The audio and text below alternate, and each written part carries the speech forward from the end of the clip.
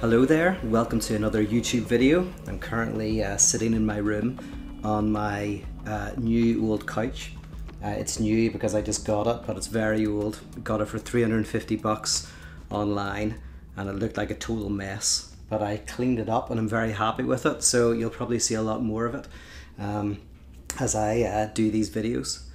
So today what I wanted to do is take up an idea that actually I mentioned on the Fundamentalists podcast when I was talking about the idea of the unconscious.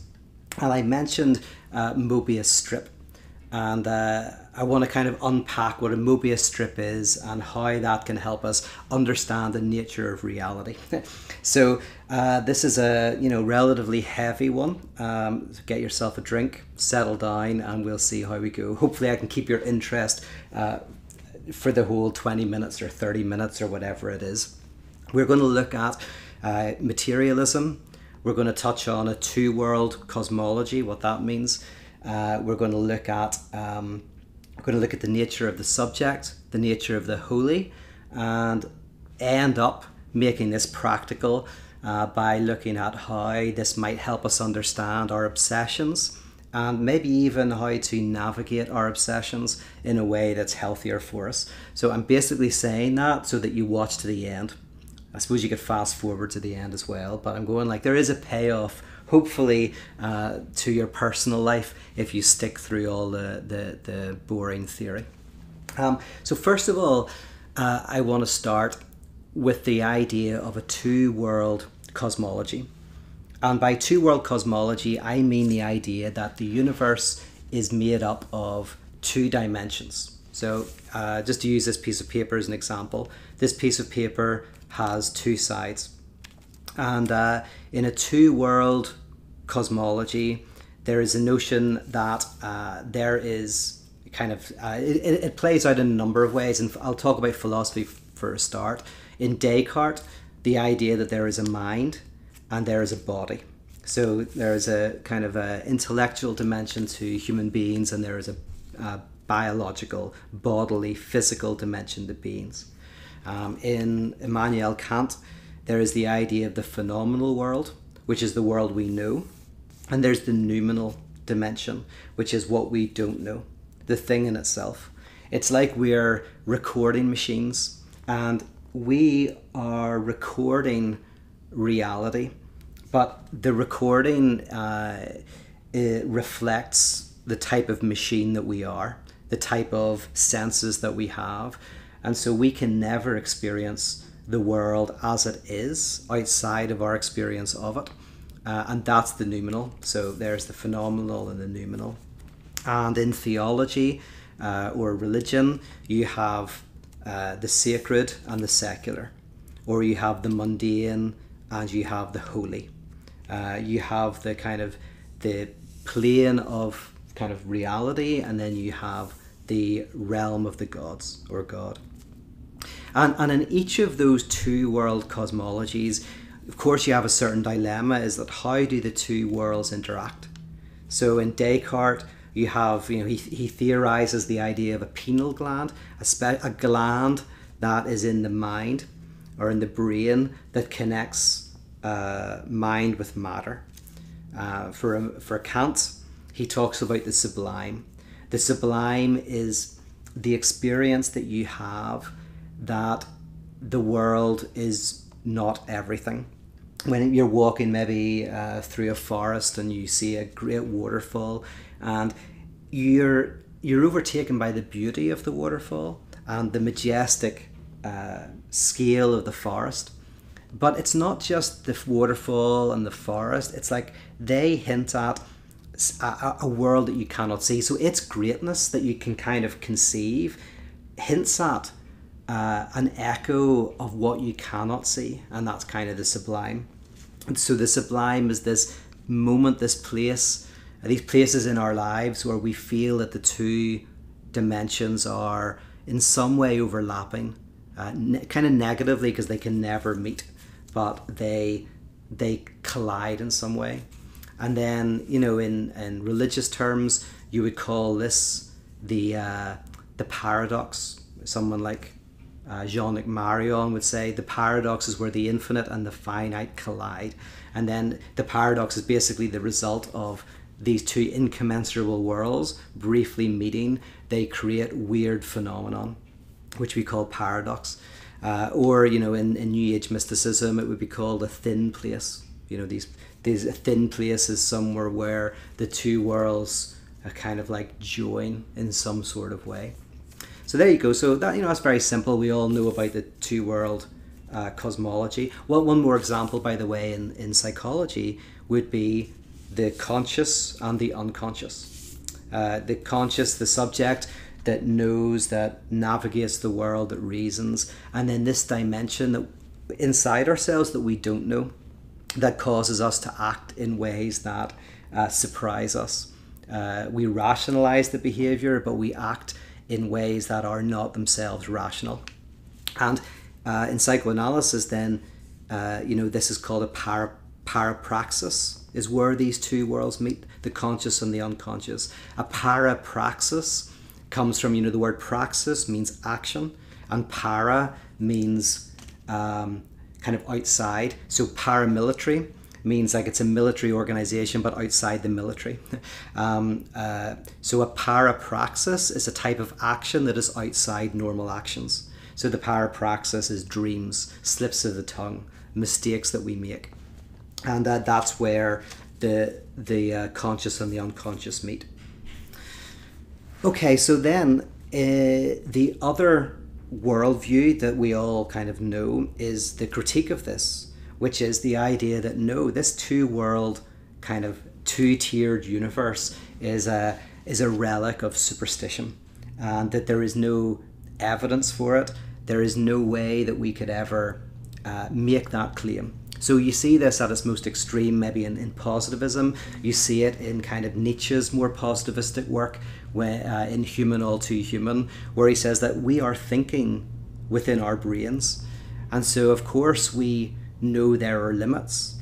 And what we do then is we can imagine that those limits are something positive. So we take a negative, like which is a lack of knowledge, and we make it into a positive. But that really this idea of the noumenal, or this idea of the unconscious, or the idea of the holy, is completely nonsensical. Nonsensical, you know, somebody might make a weak claim and say it's only nonsensical to us. I mean, there might be a noumenal realm, but we, by definition, could never conceptualize it, or even conceptualize that there's something we can't conceptualize. Or there would be a strong version of it, which would say that that just the concept is incoherent. And so there are all manners of critiques. So somebody, a psychologist, might say, well, there's no evidence for the unconscious, right? There's no evidence in brain science and in the brain scans that we do. Can't find any domain that we could call the unconscious. It doesn't exist. Or somebody, a crude materialist in religious terms, to say the holy, again, is that it is just the positivization of something we don't understand, something we can't know. In philosophy, be the idea that the noumenal realm, again, or the mind, is an epiphenomenon of materiality. It's not a substantial thing. It is merely a type of illusion that results from matter. The problem is that both sides, I mean, Kant would say this, create antinomies, which basically means that when you go all the way with both of these positions, you come up against all sorts of problems. So in a two-tier universe, that's easy enough to see the problems. You know, we'll just take Nietzsche's example in Human All Too Human. It's like we think from within our bodies and with our biological brains, and all we can know is what we know and what we conceptualize in this brain. So the idea that we can somehow step outside of ourselves and take a God's eye view and kind of make some sort of claim to some other dimension, it's just beyond our any possibility irrationally to do. You know, then on the other side, you take kind of this kind of crude materialism, and you can say, well, okay, for a number of things, you have to explain the emergence of mind and subjectivity, which is very, very difficult to do within this very simplistic materialist worldview. But also, you have to make, how do you adequately reflect on the work of great philosophers and poets and mystics who have talked about what Rudolf Otto in the idea of the holy calls the mysterium tremendum. This very real experience that humans have, that you can find it's ubiquitous across every continent, this notion of the mystical, that's not just easy to write off in terms of, say, a mental health issue, because you're talking about people like Rudolf Otto who have written incredibly intelligently and perceptively about this experience. So how do you kind of do justice to that? Or do you just kind of ignore it? Whenever you read Augustine, how do you make sense of the reality that is being expressed there? Now, this then brings me to the Mobius strip. So the Mobius strip is, you take a piece of paper like this, and I'm not going to do it on the camera because I'll probably mess up. I made one earlier. So here is my Mobius strip that I made earlier. So basically all it is a twist in the paper, and then you tape the two ends together, and you create this interesting structure that has two sides. So in any discrete place on the Mobius strip, there are two sides. But the structure as a whole only has one side. If you take your finger and you go around the Mobius strip, what happens is, without taking your finger off the strip, you traverse the entire surface and come back to the beginning. So at any discrete point, there are two sides, but the structure as a whole only has one side. Now, the theorist Lacan, who I'm indebted to for these kinds of insights, who wrote incredibly deeply and perceptively and obliquely about these structures, these mathematical structures, but he used the Mobius strip to unpack the meaning of the unconscious. But I'm just going to kind of do a more basic introductory reflection on the Mobius strip, right? The Mobius strip allows for an understanding of reality as twisted. So on one side you have crude materialism, which is kind of like reductionistic and one-dimensional, and then at the other side you have a two-tier cosmology, which is this superstitious notion. The Mobius strip allows you to have both, where our experience of life at any point is an experience of two sides, an experience of mind and body, of the sacred and the secular, of the conscious and the unconscious. But that experience is an effect of a twisting in reality itself. So in this way, think about it like this, in relation to the holy. The holy is a term, a technical term, that describes the twist in reality, that creates the experience of a fundamentally other reality, that drives us, that inspires us, that we, in good and bad ways, pursue, right? So this twist in reality creates this sense of another world that makes this world not everything, that makes us feel that we can actually radically transform the world, recreate it. So this other dimension exists for us, right? Because of the twist in reality. Again, in terms of the unconscious is not a thing that is on the other side of consciousness. The unconscious is a twist in our consciousness that creates the sense that there is something on the other side. So in a way, the unconscious is what's on the other side and the twist that creates it. It's both the thing that we can't grasp within us and the distortion that prevents us from grasping it. So, in work of Zizek will often use that very terminology where he'll say, the thing that we want, the thing that drives us, that we think will kind of fix us, is both on the other side of the mundane world and the distortion, the obstacle that gets in the way of us having it. So I'll give you an example. I'm going to use this. I have, this is Goliath. This is Goliath and this is Samson. And these are the cranes that dominate the skyline of Belfast. They're the shipbuilding cranes that were, at one stage, I think, the biggest in the world. And they're still absolutely huge. And it's where the Titanic was built. So I'll take Samson here. If I desire Samson, right? Whatever, this can be a person, this can be a job, this can be a religion, this can be anything. It can be stamp collecting, right? I want this, I desire it. Now, I don't just desire it like a cup of coffee. I desire it like I want to give anything to this. It's like the Mission Impossible movie. Which one was it? I think it was the second one or the third one, but it was the movie where they're all chasing the rabbit's foot.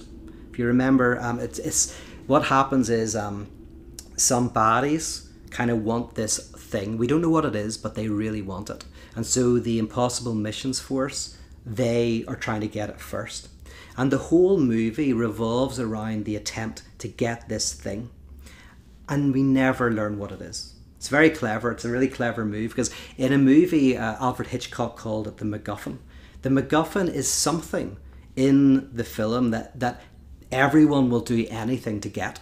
They will kill for it. They will die for it. They'll spend all of their energy to get it. And it can be anything. So that's why it's called, Alfred Hitchcock called it a MacGuffin. It's like, it can be a person, it can be revenge, it can be money, it can be whatever you imagine. It's just the MacGuffin.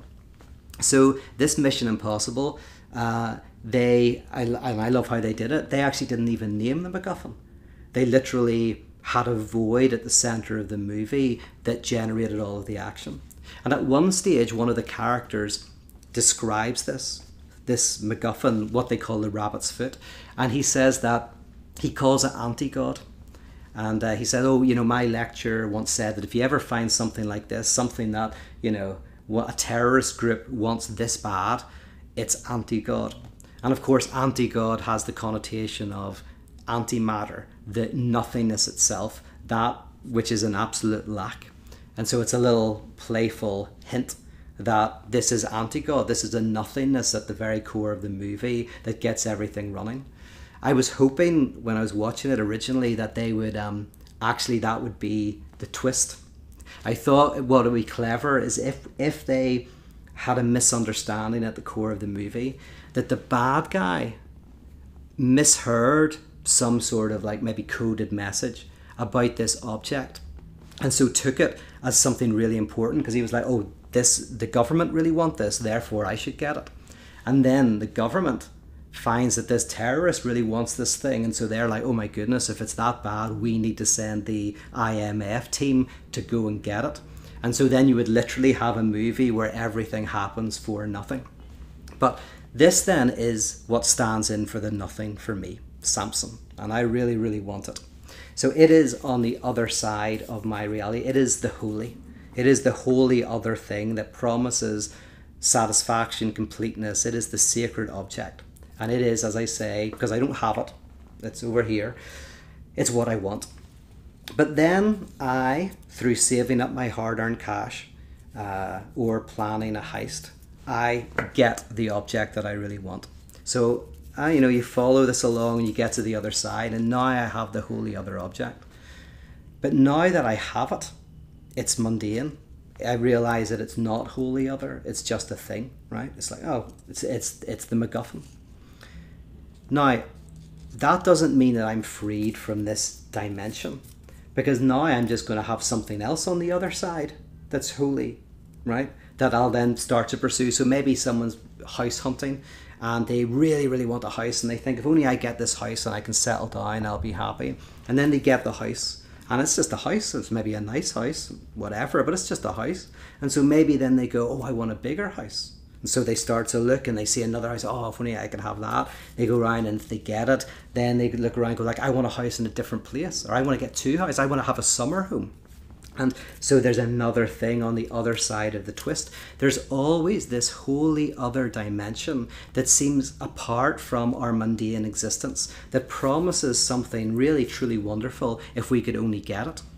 And then if we don't get it, we remain depressed because we don't get it. But if we do get it, it's like, oh, it's just the thing. So in other videos, you've heard me talk about the object of desire and the object cause of desire. I won't look at that now, but go back, look at some of my previous videos on that subject.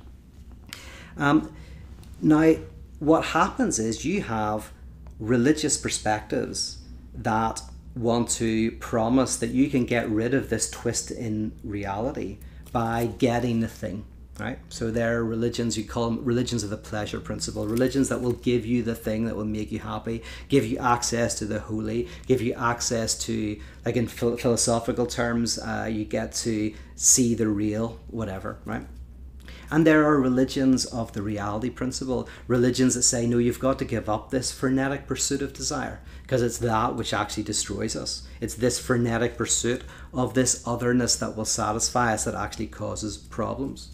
So you have religions of the pleasure principle, or religions of the reality principle. In the book that I'm currently writing, I'm looking at Christianity as a religion of the absurd, which is a religion of the Mobius strip. And the idea is that you can't get rid of, and you don't want to get rid of, the twist in reality. That's what makes things desirable. This is like love, right? You desire somebody. Now, they're someone you don't have access to, somebody you look at from afar, someone that you admire. Now, in lust, you simply reduce them to, or well, let's talk about lust. You know, they're this object you desire more than anything else. You really want them. It's lust in the sense of it's bodily. You can feel it. It's not a rational thing. It takes you up existentially. You want that person, but whenever you have them and when you sleep with them, whatever, it all dissipates, right? So when you lust after somebody, the sex removes the kind of the veil, and you go, oh, right, they're just a mundane person just like me. You get round to the other side, it doesn't work. So the obsessive is always doing this looking for the next person, right? But love isn't the removal of the twist where you go, oh, the other person is just normal like me, right? They're just like everybody else, right? In love, the other appears as holy and as different, as sublime. They are to us. And the idea is not to traverse that twist, but rather to enjoy it, to integrate it into the life of the relationship. So to love someone is, in a sense, to be with them and yet have a separation from them, to navigate this twist in reality. To somehow think that this other person is just like you is to get rid of the suffering of love by trying to protect yourself from love. And on the other side, you're a hopeless romantic, in the sense of that you can only sustain love by having this fantasy that the other is this idealized perfection completely other than you. But in a healthy type of love, you have the twist which causes the desire without the idealization of the other. It's called sublimation. You sublimate the other. They become sublime in their ordinary nature, etc. So just to kind of finish up this very quick reflection, there is, these two basic worldviews of, a crude materialism, which reduces the world to a single dimension, and it has all sorts of problems. You have two-tier universe, which is a kind of superstitious separation of the world into two dimensions, and then you have this kind of Mobius structure. And I think this is not what Paul Tillich meant necessarily when he said this, but it fits with what he meant when Paul Tillich said the role of theology proper is to avoid the reduction of life into this crude materialism, and also to protect us from a type of ridiculous superstition, is to keep the holy dimension of reality open, to integrate it into our lives, to see that it is part of the structure of reality itself, but that it is not another dimension. It is a twist in reality that creates a type of other dimension that is real because of the twist itself. That's actually, if you want to know, if you hear me on my tour with Rob Bell, I do 20 minutes on the top, but the way to understand what I'm saying in my kind of 20 minutes, which is, you don't get the stories and the jokes when I'm sitting on my couch, right, doing this, but when I'm on tour, it's a different thing. So what I'm doing in the jokiness and the philosophy and all of that is a mix of trying to say that the holy is a wholly other dimension that operates within us. It is not a reality. It is a twist within us that we should neither ignore nor fall foul of, and thinking that the other side is where the answer is and the truth is. But we come to enjoy that this is how our subjectivity is actually structured. All right. Thanks very much for listening in. Hopefully in the next few weeks, I'm going to show you it actually. This book will be on sale. We're only doing a very limited run of 500. If you're my top patrons, you will get a signed copy. Don't worry, I have got one set aside for you, and it is all about this subject of enduring love, because love is so difficult to endure. So it's a pile of fairy tales that I've written, and then my friend Naders has done all the illustrations, and it is really about how do we navigate the sufferings of love. And also the movie Making Love will be coming out hopefully very soon. Next couple of weeks, the people who supported it on Kickstarter will get a copy. Then a couple of weeks later, I'm going to give it to many of my patrons, people kind of who are signed up for my courses and my books. And then about a month after that, we will put it out there on a pay what you can or pay what you think is fair model. So there you go. And then eventually we'll probably put it on iTunes for like $1.99. That's maybe next year. So there you go. That's what I'm up to. Thanks for listening. I hope that made sense, and I'll talk to you all again soon. Bye-bye.